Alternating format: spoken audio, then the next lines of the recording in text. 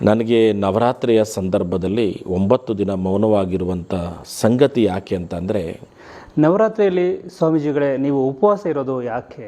ಯಾವ ಸಂಪಾದನೆಗಾಗಿ? ನನಗಾಗಿ ನಾನು ಮೌನ ಇರ್ತಾ ಇಲ್ಲ. ಈ ದೇಶಕ್ಕಾಗಿ, ಧರ್ಮಕ್ಕಾಗಿ, ವಿಶ್ವದ ಕಲ್ಯಾಣಕ್ಕಾಗಿ ನಾನು ಮೌನ ಇದ್ದು ಪ್ರಾರ್ಥನೆಯನ್ನು ಸಲ್ಲಿಸ್ತಾ ಇದ್ದೀನಿ. ಏನು ಪ್ರಾರ್ಥನೆ ಅಂತಂದರೆ, ಇವತ್ತು ಅತಿವೃಷ್ಟಿ, ಅನಾವೃಷ್ಟಿ, ರೋಗ ರುಜಿನಗಳು, ಅನೇಕ ಸಂಗತಿಗಳು ಇವತ್ತು ನಾವು ನೋಡ್ತಾ ಇದ್ದೀವಿ.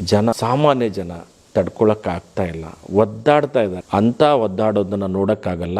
ಆ ತಾಯಿಯನ್ನು ಪ್ರಾರ್ಥನೆಯನ್ನು ನಾನು ಮಾಡ್ತಾ ಇದ್ದೀನಿ. ಮೌನದಲ್ಲಿ ಆ ಸಂದರ್ಭದಲ್ಲಿ ಯಾರ ಜೊತೆಲೂ ನಾನು ಪಾದವನ್ನು ಮುಟ್ಟಿಸ್ಕೊಳ್ಳೋದಾಗಲಿ, ವ್ಯಾವಹಾರಿಕವಾಗಿ ಆಗಲಿ, ಹಣಕಾಸಾಗಲಿ, ಇದು ಯಾವುದೂ ಇರಲ್ಲ. ಎಲ್ಲದರಲ್ಲೂ ಡಿಟ್ಯಾಚ್ ಆಗಿ ಬರೀ ಧ್ಯಾನದಲ್ಲಿ, ಪೂಜೆಯಲ್ಲಿ, ಅರ್ಚನೆಯಲ್ಲಿ, ಆರತಿಲಿ ಇರ್ತೀನಿ. ಈ ಒಂದು ಸಂಪಾದನೆ ಮಾಡ್ತೀನಲ್ಲ, ಆ ಸಂಪಾದನೆ ಮಾಡಿದ್ದು ನನಗಾಗಿ ಅಲ್ಲ. ಭಾಳ ಸಲ ಅಂತಾರೆ ಎಲ್ಲರೂ, ಮಕ್ಕಳಿಗಾಗಿ ಅಪ್ಪ ಸಂಪಾದನೆ ಮಾಡಿದ್ದು ಯಾರಿಗಪ್ಪ, ಅಮ್ಮ ಸಂಪಾದನೆ ಮಾಡಿದ್ದು ಯಾರಿಗೆ, ಆಮೇಲೆ ಗಂಡ ಸಂಪಾದನೆ ಮಾಡಿದ್ದು ಯಾರಿಗೆ, ಹೆಂಡ್ತಿಗೆ.